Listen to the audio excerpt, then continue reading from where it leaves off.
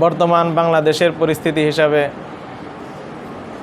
অনেকে বলছেন যে ইসলামী জোট হওয়ার দরকার, অনেকে বলছেন যে ইসলামী জোটের কোনো প্রয়োজনীয়তা নেই। এই বিষয়ে অনেকে বিভিন্ন ধরনের প্রশ্ন করেন। তো আমি নিজের পক্ষ থেকে উত্তর না দিয়ে দুই গ্রুপেরই যুক্তি আপনাদের সামনে পেশ করছি। আপনাদের কাছে যেটা ভালো মনে হয় সেটাই গ্রহণ করতে পারেন। যারা মনে করেন যে ইসলামী জোট হওয়ার দরকার নেই, তাদের কথা হলো যে আমরা যে রাজনীতি করি, এই রাজনীতি দ্বারা উদ্দেশ্য ইসলাম প্রতিষ্ঠা করা নয়।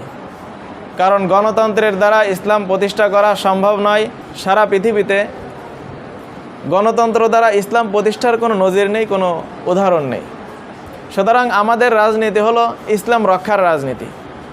যদি বিষয়টা এমন হয় যে বিএনপির সাথে কোনো ইসলামী দল নেই, ইসলামী জোট আলাদা, আবার দেখা গেল এনসিপি সহ আরও বিভিন্ন দল নিয়ে আরেকটা জোট হয়েছে, তখন বিভিন্ন মহলের চেষ্টা থাকবে যে এনসিপির যে জোট থাকবে এটাকে বিরোধী দল এবং বিএনপিকে সরকারি দল বানাতে। তখন ইসলামী দলগুলো সরকারি দলও হতে পারলো না, আবার বিরোধী দলও হতে পারলো না, তৃতীয় পক্ষে চলে গেল, সরকারের বিপক্ষে চলে গেল। তাহলে যখন কোনো ইস্যু আসবে এবং ইসলামী দলগুলো ঐক্যবদ্ধভাবে প্রতিহত করার চেষ্টা করবে, তখন সরকার যেহেতু তাদের বিপক্ষের, তখন তারা চাইবে যে এই জোটের কোনো কথা না শুনতে।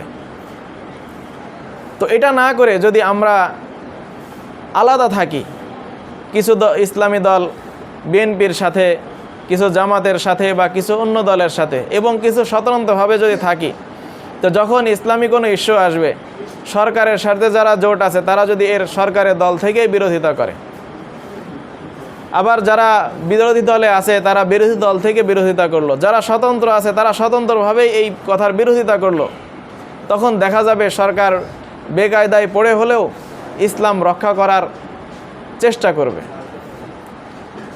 তো যেহেতু ইসলামী জোট আসলে এই সমস্যা হচ্ছে এবং আমাদের ইসলাম রক্ষায় ব্যাঘাত ঘটবে, সুতরাং ইসলামী জোট না হওয়াই ভালো। আর যারা বলে ঐক্যবদ্ধভাবে ইসলামী জোট গঠন করলে ক্ষমতায় যাওয়া যাবে, তাদের যুক্তিটা যদি আমরা মেনে নেই, তাহলে এটা একটা ভালো যুক্তি যে সবাই ঐক্যবদ্ধ হলে আমরা ক্ষমতায় যেতে পারবো। তবে এর বিপক্ষে যারা আছে তারা এই কথার মধ্যে কয়েকটা বিষয় উল্লেখ করে। প্রথম বিষয় হলো যে আমাদের ঐক্যবদ্ধতা কিসের ভিত্তিতে, এটা এখনও নির্ণয় হচ্ছে না। যদি এটা গণতন্ত্রের ভিত্তিতে ঐক্যবদ্ধ হয়, তাহলে কি এদেশের মুসলমানরা সবাই গণতন্ত্রের উপর ইজমা হওয়ার চেষ্টা করবে? গণতন্ত্রের উপর ইজমা হওয়ার পরিণতি কি খুবই ভালো হবে? দ্বিতীয় বিষয় হলো, সারা পৃথিবীর আমরা নজির সামনে নিয়ে আসি যে ইসলামী দল রাষ্ট্রীয় ক্ষমতায় গিয়েছে, এর উদাহরণ খুবই কম। দুইটা দেশকে আমরা সামনে নিয়ে আসতে পারি। একটা দেশ হলো তুরস্ক, দ্বিতীয় দেশ হলো মিশর। তুরস্কে যতবার মুসলিম দল ক্ষমতায় এসেছে ততবারই সেনা অভ্যুত্থান হয়েছে এবং মুসলিম দলকে ক্ষমতা থেকে নামিয়ে দিয়ে তাদের উপর ব্যাপক নির্যাতন করা হয়েছে। মিশরেও এর ইতিহাস সামনে আছে। প্রেসিডেন্ট মুরসি ইখওয়ানুল মুসলিমিনের নেতৃত্বে যখন ক্ষমতায় আসলেন, তো ইসলামী দল ক্ষমতায় আসার কারণে যারা গণতন্ত্রের হোতা তারা এটাকে সমর্থন করলো না।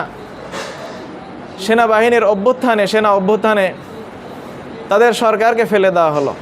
তো গণতন্ত্রের মোড়লদেরকে বলা হলো যে আপনারা গণতন্ত্রের পক্ষে না থেকে সেনাবাহিনীর পক্ষে চলে গেলেন। তো গণতন্ত্রের মোড়লরা এই ক্ষেত্রে তাদের মতামত দিল যে গণতন্ত্র আমাদের পক্ষে না, সেই গণতন্ত্র আমাদের দরকার নেই। আমাদের দেশের পরিস্থিতি যদি সামনে নিয়ে আসি, তাহলে এই বিষয় স্পষ্ট যে আমরা ক্ষমতায় যেতে পারবো না। মুসলিম জোট যদি ক্ষমতায় কখনো যাওয়া সম্ভব না, তারপরও মেনে নিলাম যে ক্ষমতায় কখনো গেল, তো যাওয়ার পরে এই ক্ষমতা ধরে রাখা খুবই মুশকিল হবে। এমন হবে না তো যে আবার সেনা অভ্যুত্থান হবে, এই মুসলিম জোটকে ক্ষমতা থেকে নামিয়ে দিয়ে তাদের উপর ব্যাপকভাবে নির্যাতন চালানো হবে? তো এই ক্ষেত্রে আমাদের মতামত হলো যে আমাদের নেতৃবৃন্দ বর্তমান পরিস্থিতিকে বোঝার চেষ্টা করি, গণতান্ত্রিক দেশগুলোর ইতিহাস দেখি যে সকল মুসলিম দেশে গণতন্ত্র আছে সেখানের উত্থান পতনের ইতিহাসগুলো আমাদের সামনে নিয়ে আসি, আমাদের ইসলাম রক্ষার ভালো মন্দ বিষয়গুলো দেখি।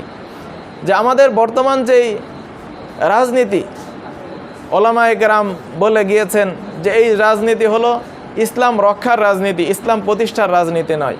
ইসলাম যদি রাজনৈতিকভাবে প্রতিষ্ঠা করতে হয় তাহলে নবী করিম সাল্লাল্লাহু আলাইহি ওয়াসাল্লাম যেভাবে প্রতিষ্ঠা করেছিলেন সেভাবেই প্রতিষ্ঠা করতে হবে। যদি আমরা ভিন্ন কোনো পন্থায় প্রতিষ্ঠা করার চেষ্টা করি তাহলে কখনো প্রতিষ্ঠা হবে না। তবে বর্তমান যেভাবে চলতেছে এটা ইসলাম রক্ষার জন্য চেষ্টা চলতেছে। তো ইসলাম রক্ষার জন্য যেই কাজটা ভালো হয় আমরা সেই কাজের দিকে আগাই, সেই কাজগুলোই ঐক্যবদ্ধভাবে করি।